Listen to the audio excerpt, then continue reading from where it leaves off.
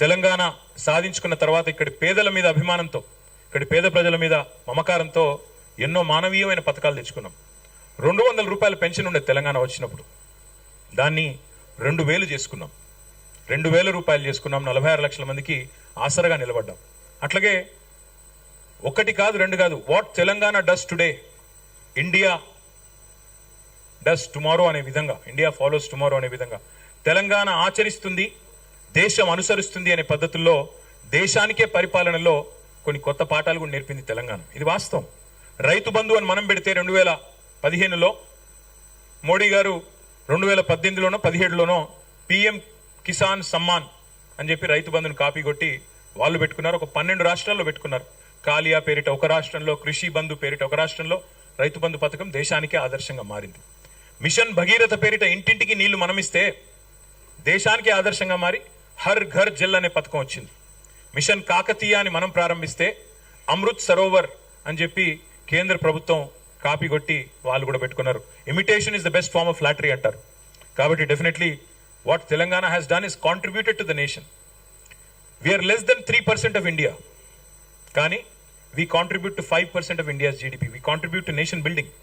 జాతి నిర్మాణంలో ఒక కీలకమైన పాత్ర పోషించింది తెలంగాణ. నేను ఇప్పుడు చెప్పింది ఏదైనా తప్పు అని రుజువు ఎవరైనా చేయగలుగుతారా నేను సవాల్ చేస్తా ఉన్నా ప్రెస్ క్లబ్ వేదిక. అది కాంగ్రెస్ మిత్రులు కావచ్చు, బీజేపీ మిత్రులు కావచ్చు. ఇవాళ మీరు దేశంలో చాలా రాష్ట్రాల్లో అధికారంలో ఉన్నారు. తెలంగాణ సాధించిన ప్రగతి కంటే కేసీఆర్ గారి నాయకత్వంలో భారతదేశంలో ఏ రాష్ట్రమైనా గనక మాకంటే ఎక్కువ సాధించింది అని మీరు రుజువు చేస్తే నేను శాశ్వతంగా రాజకీయాల నుంచి తప్పుకుంటాను. That is my open challenge to both Congress and BJP.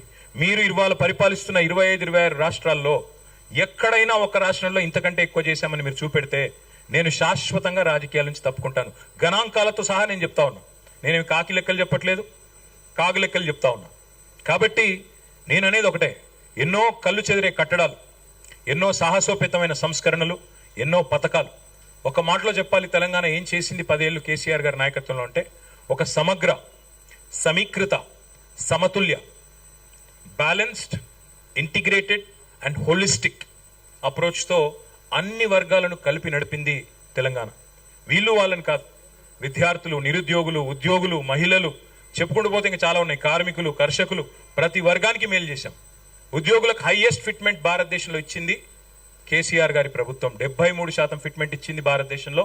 ఎక్కడా లేదు, ఏ బీజేపీ ప్రభుత్వం లేదు, ఏ కాంగ్రెస్ ప్రభుత్వం లేదు. Highest special increment on Telangana formation. ఎందుకంటే తెలంగాణ ఫార్మేషన్లో మాతో పాటు కొట్లాడిన వాళ్ళు ఉద్యోగులు, మాతో పాటు కదం దొక్కిన వాళ్ళు టీఎన్జిఓలు, తెలంగాణలోని ప్రభుత్వ ఉద్యోగులు పెన్ డౌన్ చేశారు. సకల జనుల సమ్మెలో మాతో నడిచారు. అందుకే వారి మీద మమకారంతో వారిని 73% ఫిట్మెంట్ ఇచ్చి కాపాడుకున్నాం. ఎన్ని ప్రచారాలు చేసినా, ఎన్ని రకాల దుర్మార్గమైన కార్యక్రమాలు మా మీద చేసినా అవన్నీ పట్టించుకోకుండా తదేక దీక్షతో ముందుకు పోయాం. కానీ మేము మమకారంతో పనిచేసుకుంటూ పోతే అహంకారం అని ముద్రేశారు మా మీద.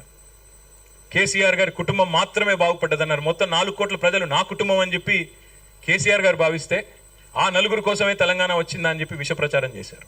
పర్వాలేదు, అధికారం ఎవరికీ శాశ్వతం కాదు. అధికారంలో శాశ్వతంగా ఉంటామని ఎవరైనా అనుకుంటే వాళ్ళు మూర్ఖులు. కాబట్టి ఆ బాధ ఏమీ లేదు, అధికారం పోయిందనే బాధ ఏమాత్రం లేదు. బాధ ఎక్కడ అనిపిస్తుందంటే, ఇంత కష్టపడి సాధించిన రాష్ట్రం, ఇన్ని త్యాగాలతో ఏర్పడ్డ రాష్ట్రానికి ఇవాళ ఒక తెలంగాణ ద్రోహి ముఖ్యమంత్రిగా ఉన్నారు. తెలంగాణ వాదుల మీదకి తుపాకీ తీసుకుపోయిన వ్యక్తిని కాంగ్రెస్ మన నెత్తిన రుద్దింది. సరే, కాంగ్రెస్ కల్చరే సీల్డ్ కవర్ సీఎంలు మీకు తెలుసు. ఎవరు ఎక్కువ డబ్బులు ఇస్తే వాళ్ళకి ముఖ్యమంత్రి పదవి వస్తుంది. అదే అది అందరికీ తెలిసిందని కొత్తదేమీ లేదు. అలాగే ఇవాళ ఒక తెలంగాణ ద్రోహిని మన మీద రుద్ది ఆయన ద్వారా ఇంకా కూడా 2.5 సంవత్సరాలు అయిపోయింది. జనరల్గా సినిమా భాషలో చెప్పాలి అంటే ఒక సినిమా హిట్టా ఫట్టా అనేది ట్రైలర్ చూస్తే తెలిసిపోద్ది. కానీ ఇక్కడ ఇంటర్వ్యూలు కూడా అయిపోయింది.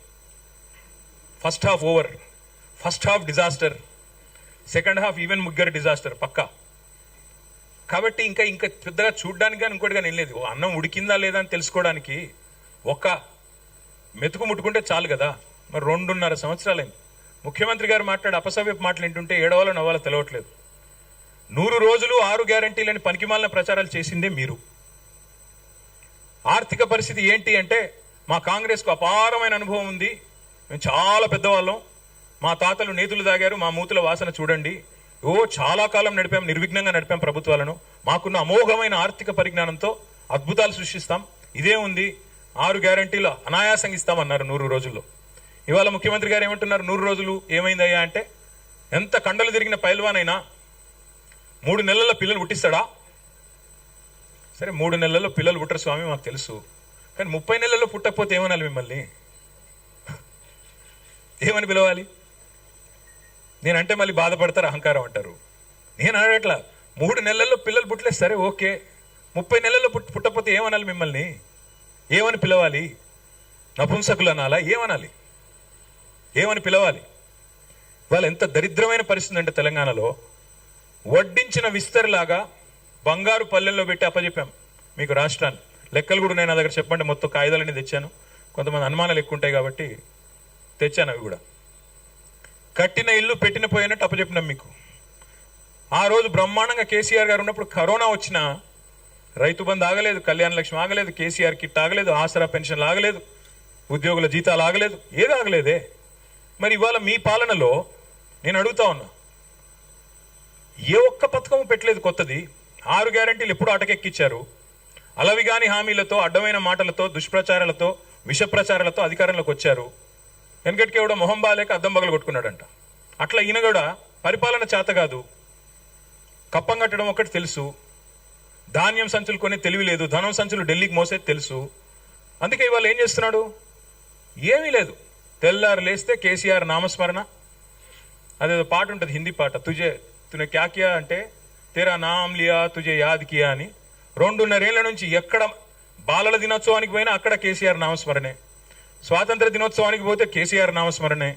తప్ప నువ్వు చేసింది ఏముంది? 2.5 ఏళ్ళు మొత్తం తిరోగమనమే తప్ప పురోగమనం ఎక్కడిది? ఒక్కసారి చూడండి. నేనేదో ఊరికి చెప్పట్లేదు, కాకి లెక్కలు చెప్పట్లేదు.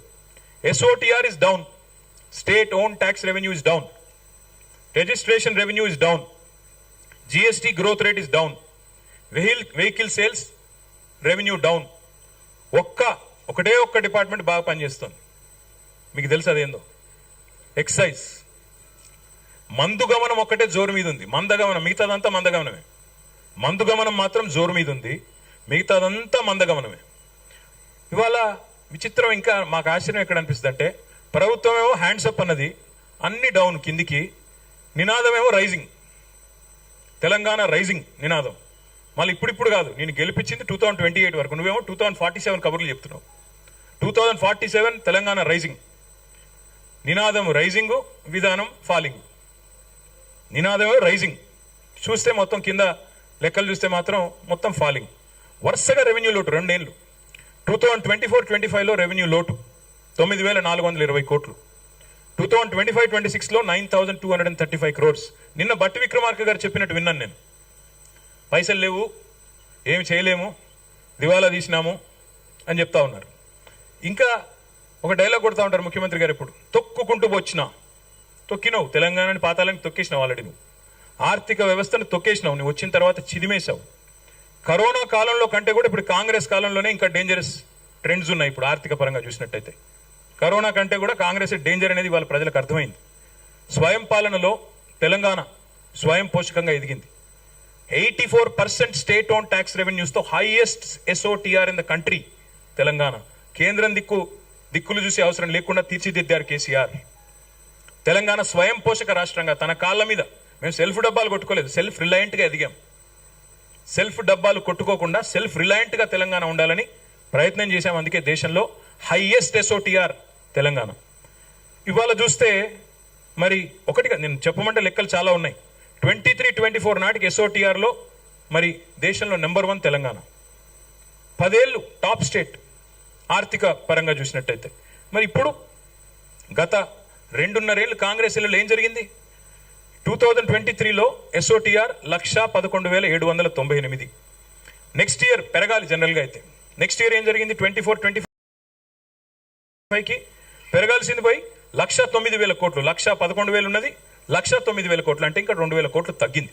ఇక 26లో మరి ఏమవుతుందో చూడాలి. ఎందుకు చెప్తా ఉన్నా అంటే GSTలో ఇదే పరిస్థితి, అక్కడ కూడా డౌను, రిజిస్ట్రేషన్ ఆదాయం డౌను. అట్లాగే అన్ని రంగాల్లో మీరు ఏ రంగం అన్నా తీసుకోండి, డౌన్ తప్ప పైకి లేదు. ముఖ్యమంత్రి గారు రాష్ట్ర ప్రభుత్వం అడ్వర్టైజ్మెంట్లు ఇస్తూ ఉంది. ఏమని? నిన్న ఇంకోటి విచిత్రం, బట్టి విక్రమార్క గారు పైనేమో పేపర్లో ఆర్థిక పరిస్థితి బాగలేదు, కింద చూస్తేనేమో అరపేజ్ ప్రకటన. మళ్ళీ ఆర్థిక పరిస్థితి బాగలేదు, కింద అరపేజ్ ప్రకటన. మీ ముఖార విందాలు ఎందుకు అక్కడ? మరి కొద్దిగా దుబారా చేయకుండా కాపాడొచ్చు కదా, అది మాత్రం లేదు. అట్లా ఇంకా విచిత్రం, మమ్మల్ని మాట్లాడితే ముఖ్యమంత్రి గారు అనే మాట, కేసీఆర్ గారు అప్పుల పాలు చేసిపోయారు. పార్లమెంట్ సాక్షిగా కేంద్ర ప్రభుత్వం ఆర్బీఐ చెప్పింది కదా, ఇంకా సిగ్గు లేకుండా ఎన్ని రోజులు అబద్ధాలు చెప్తారు?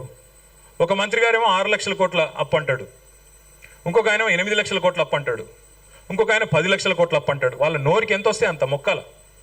మంత్రులు, క్యాబినెట్లో ఉండే మంత్రులకే సయోధ్య లేదు, శృతి లేదు. ఒక ఆయనేమో 60,000 ఉద్యోగాలు ఇచ్చామంటారు ముఖ్యమంత్రి గారు, 70,000 ఉద్యోగాలు ఇచ్చామని పొన్నం ప్రభాకర్ గారు అంటారు, 80,000 ఉద్యోగాలు ఇచ్చామని శ్రీధర్ బాబు గారు చెప్తారు, లేదు 1,00,000 ఉద్యోగాలు ఇచ్చామని చెప్పి మహేష్ కుమార్ గౌడ్ గారు చెప్తున్నారు.